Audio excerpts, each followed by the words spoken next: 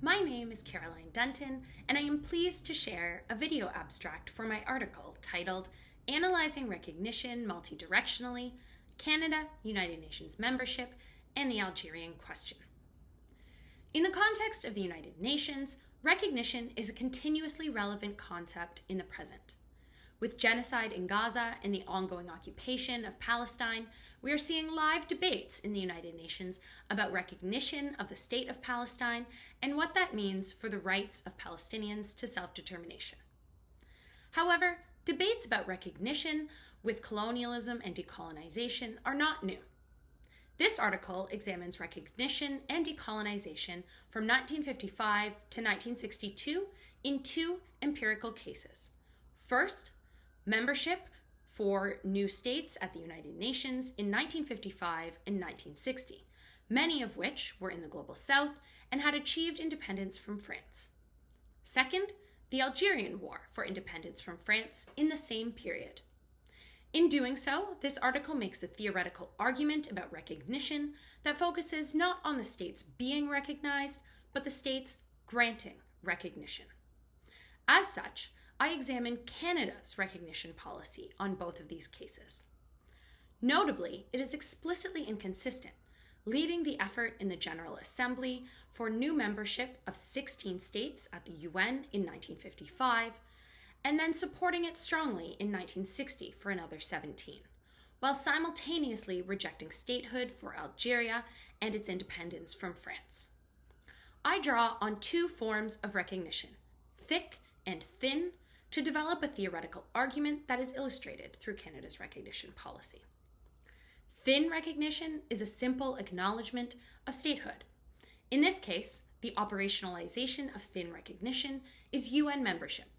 This is not the same as legal recognition in international law, but it is a form of thin recognition in international relations. Thick recognition, on the other hand, is a larger question about identity and whether an identity is recognized by others. Using a relational ontology of recognition, I argue that recognition is multidirectional. It is not a one-way path of one state seeking recognition and another granting it.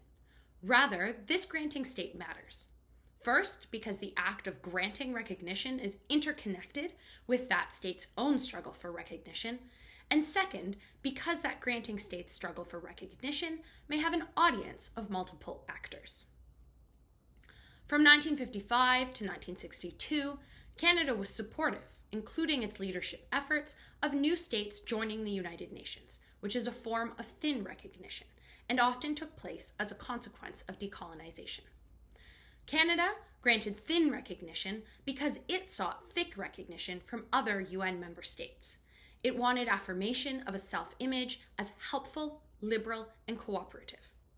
However, Canada would not, for many years, grant thick recognition in the face of decolonization through recognition of Algeria as a legitimate actor pursuing independence. This is because affirming Algerian nationhood, its breaking from France, and its place on the UN agenda undermined foundational components of Canadian identity, therefore invoking Canadian thick recognition. This included Canada's membership in NATO and its own linguistic cultural identity as a French and English state. Using archival material from both United Nations and Canadian sources, I elaborate the politics of recognition of each case in detail. What this therefore does is advance our understanding of recognition by better empirically articulating the relationship between and the differences between thick and thin recognition. It also focuses on the act of granting recognition and demonstrates the multidirectional nature of the politics of recognition in practice. I think the story of both the UN's history in the 1950s and 1960s and the Algerian War are greatly overlooked in international relations. I also think there is a broader gap in our understanding of colonialism and its relation to concepts in IR, such as recognition or self-determination, when it comes to French colonialism. Being a predominantly English language field means that much of our analysis draws on histories of British Empire and British colonialism. Canada is therefore a really interesting case for thinking about French Empire because of its place at the intersection of French, British, and American empire in the 20th century.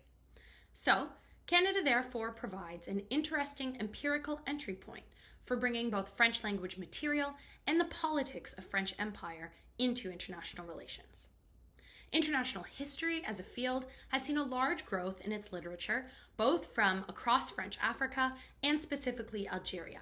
And part of what made this article really interesting to research and write was my direct engagement with literature from the discipline of history and using that to advance not just my empirical understanding of this period of time, but my concept building and theorizing in this article.